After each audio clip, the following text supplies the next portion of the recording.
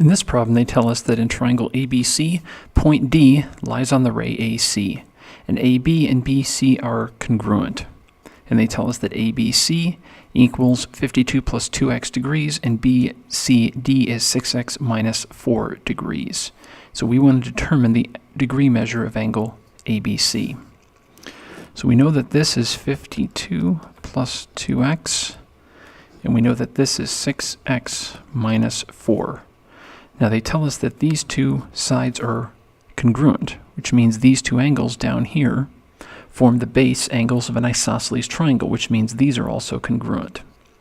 So how do we figure these out? All right, well, let's see. We know that these two angles add up to 180 degrees. So what is this?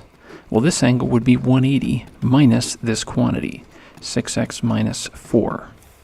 So if we distribute the negative, 180 minus 6x plus 4 is 184 minus 6x.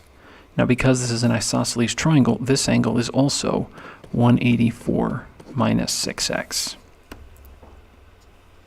All right, so that means this angle, and this angle up here are all part of a triangle. So that means they add up to 180 degrees.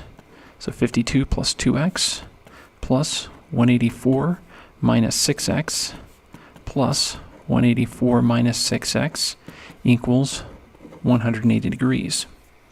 So we combine our like terms.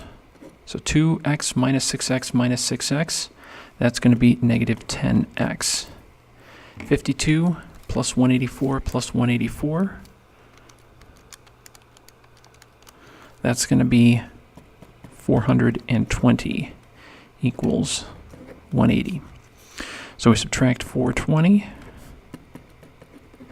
so we get negative 10x equals 180 minus 420, we get negative 240. So we divide both sides by negative 10.